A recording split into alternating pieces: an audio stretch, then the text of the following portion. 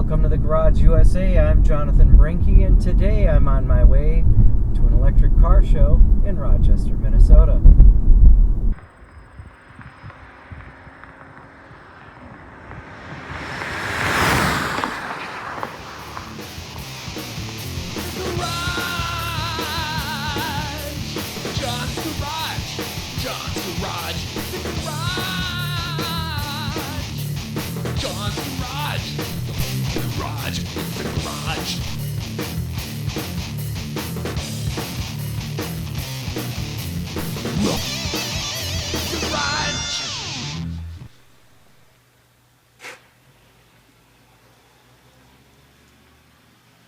Thanks for joining me. Today I am on my way to an electric car show.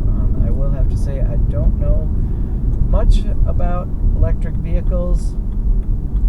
You know, neither my wife or I own one. Personally, I don't believe that they would work for our needs. I mean, granted, a lot of people can use them if you're not doing much for commuting. But as far as my wife and I, we like to drive and go on adventures, and there's just not enough range on those. I don't believe there's enough range on those. So we'll take a look around, see what they have, and see what kind of information they have on these vehicles. This is the Electrify Rochester Expo Home and Vehicle Show. There's a Nissan Leaf. They've been around for a while. There's a Lucid. I don't know much about these. We've got a Rivian truck. It's got some nice style, a lot of storage on these, and just kind of really cool looking. And there's a front trunk on this. A Ford Mustang Mach-E. I do like the style of it. It does have a nice look. Take a look at the interior here. And the interior does look really nice as well. So I actually do like this one. But as far as the Mustang name, I think Ford screwed up on that because it's not a Mustang. Then we've got the Chevy Bolt. Not a bad looking car. However, I have heard they have an issue with catching fire. And that's really all I know about the Chevy Bolt. The interior looks pretty nice. Take a look in here. Looks like kind of a, normal looking new car.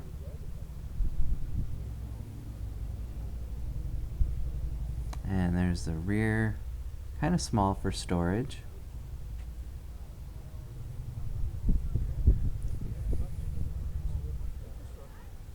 And it is actually for sale. Looks like someone bought it, got the tax credit, and traded it in.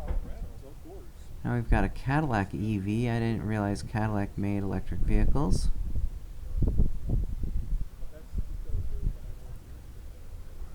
And it's got decent enough storage, I guess. Got some swag in the back. There's an F-150 Lightning. Not a bad looking vehicle, but if you watch Hoovie's Garage, he had one that he actually got rid of because of the issues with the range of using it like a truck. I also recently read an article of a Canadian that was traveling and was having difficulty getting it to recharge. We've got a Chevy Bolt, another one. Again, this one is actually looks like a business vehicle for solar connection. I don't know anything about that company, but it looks nice enough.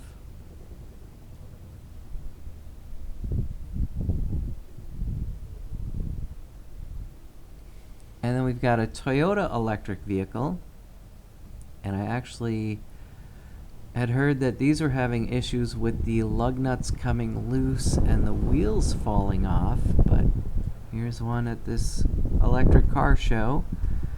Again, I don't know much about these other than the fact that the wheels fall off. Styling looks alright, so maybe if they fix the issue with that. I also don't know anything about the range on these. And then we've got Teslas, and I was expecting to see Teslas here because of course they're here.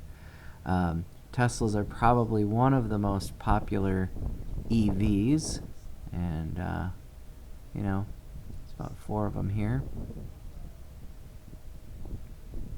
And there's a Mitsubishi. Is that even electric?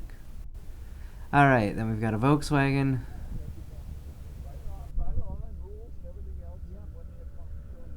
I do like Volkswagen. I've owned 5 different models of them. I just don't know anything about this one. Well, that was an interesting show. However, I still just don't think that those cars would work for me. The range just isn't there. My wife and I just like to drive too much, you know. Even with a 300-mile range, we live in the Midwest, so in the colder weather during the winter months, that range is going to decrease considerably, and I just don't think they would be practical. We also enjoy driving. When we first got the Passat, we went on a road trip just to see how far you could go on a tank of gas, and so we filled up the fuel tank and went 585 miles from Minnesota all the way to Oklahoma. And I don't believe that you could do that with an electric car, nor would I want to try, because I wouldn't want to be stranded somewhere needing a charge. And so again, just not something that I believe would be practical for my wife and I to own at this time. Now, if they do something to, you know, decrease the charge time or increase the range on those batteries significantly, maybe it would be something I would look at. But at this time, I just don't think they're going to be practical for us. So I hope you enjoyed the video. If you did, give it a like, share, comment, and subscribe. I'd like to thank you for watching The Garage USA. I'm Jonathan Brinke, and I'll see you next time.